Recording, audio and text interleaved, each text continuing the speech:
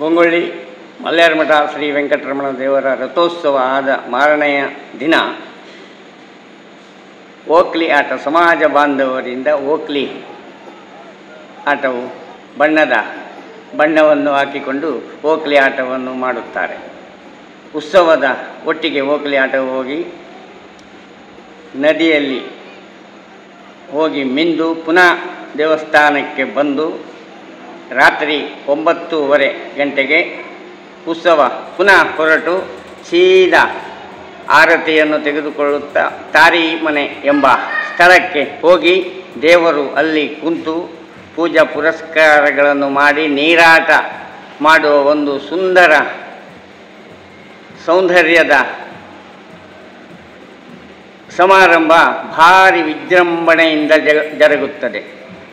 ಸ್ಥಳೀಯ ತಾರಿಮನೆ ಮತ್ತು ಆಸುಪಾಸಿನ ಮನೆಯವರು ಎಲ್ಲವರು ಸೇರಿ ಭಕ್ತಿ ಭಾವದಿಂದ ಸಾವಿರಾರು ರೂಪಾಯಿ ವೆಚ್ಚ ಮಾಡಿ ಸುಂದರ ದೀಪ ಅಲ್ಲಲ್ಲಿ ಅಲಂಕೃತವಾದಂಥ ಸುಂದರ ದೀಪವನ್ನು ನದಿಯಲ್ಲಿ ದೀಪವು ತೇಲುವ ಒಂದು ಸೌಂದರ್ಯವನ್ನು ಇಡೀ ಬೇರೆ ಎಲ್ಲಿಯೂ ನಾವು ನೋಡುವುದಕ್ಕೆ ಸಿಗುವುದಿಲ್ಲ. ಅದು ಗೊಂಗೊಳ್ಳಿಯ ತಾರಿಮನೆಯ ಹತ್ತಿರ ದೇವರ ನೀರಾಟದ ಒಂದು ಸಂದರ್ಭದಲ್ಲಿ ನಾವು ನೋಡಬೇಕಾಗ್ತದೆ.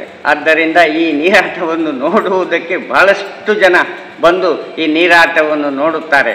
ಆ ತಾರಿಮನೆ ಕೊಂಕಣಕಾರಿ ಸಮಾಜ ಬಾಂಧವರು ಹತ್ತಿರ ಇರುವವರು ಎಲ್ಲವರು ಸೇರಿ ಭಕ್ತಿ ಭಾವದಿಂದ ಮಾಡುವಂಥ ಈ ಕಾರ್ಯಕ್ರಮ ಬಹಳ ಸುಂದರ ಒಂದು ಕಾರ್ಯಕ್ರಮವಾಗಿ ನಾವು ಎಲ್ಲಿ ಇದ್ದೇವೆ, ದೇವಲೋಕದಲ್ಲಿ ಇದ್ದೇವೋ ಭೂಲೋಕದಲ್ಲಿ ಇದ್ದೇವೋ, ಎಲ್ಲಿ ಇಂಥ ಒಂದು ಸೌಂದರ್ಯದ ಒಂದು ಆಟ ನೋಡುವುದಕ್ಕೆ ಎಲ್ಲಿಯೂ ಸಿಗದೇ ಇದ್ದರೆ ಇಲ್ಲಿ ಸಿಗ್ತದೆ ಎನ್ನುವಂಥ ಒಂದು ಭಾವನೆಯಿಂದ ವರ್ಷದಿಂದ ವರ್ಷಕ್ಕೆ ನೋಡುವವರ ಸಂಖ್ಯೆ ಬಹಳ ಹೆಚ್ಚಿಗೆ ಆಗಿ ಆ ವೆಂಕಟರಮಣ ದೇವರ ನೀರಾಟವು ಬಹಳ ವಿಜೃಂಭಣೆಯಿಂದ ನಡೆಯುವಂಥದ್ದು ಒಂದು ಕಾರ್ಯಕ್ರಮ. ಗೊಂಗೊಳ್ಳಿ ಮಲ್ಯಾರಮಠ ವೆಂಕಟರಮಣ ಕೃಪಾ ಕಟಾಕ್ಷದಿಂದ ತಾರಿಮನೆ ಮತ್ತು ಪರಿಸರದ ಕಾರ್ವಿ ಸಮಾಜ ಬಾಂಧವರ ಒಂದು ಭಕ್ತಿ ಭಾವದ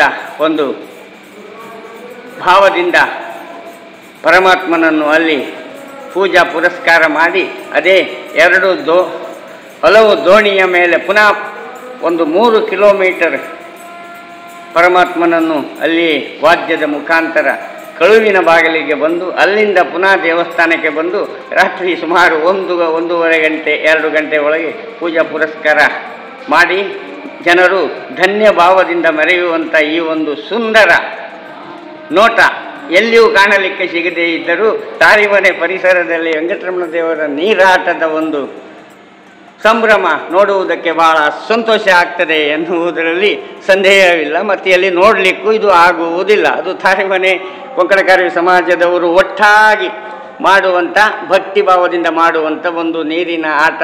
ಇಡೀ ಹೊಳೆಯಲ್ಲಿ ಬೆಳಕನ್ನು ನಾವು ಕಾಣುವುದಕ್ಕೆ ಸಾಧ್ಯವಾಗ್ತದೆ. ಇಂಥ ನೋಟ ಎಲ್ಲಿಯೂ ಕಾಣಲಿಕ್ಕೆ ಆಗುವುದಿಲ್ಲ, ಇಲ್ಲಿ ಮಾತ್ರ ಕಾಣಬಹುದಾಗಿದೆ. ಅದು ವೆಂಕಟರಮಣ ದೇವರ ಕೃಪಾ ಕಟಾಕ್ಷ. ಅಲ್ಲಿ ಪರಿಸರದ ಜನರ ಭಕ್ತಿಯ ಒಂದು ಭಾವವಾಗಿರ್ತದೆ ಅಂತ ಈ ಸಂದರ್ಭದಲ್ಲಿ ಹೇಳಲಿಕ್ಕೆ ಬಯಸ್ತೇನೆ.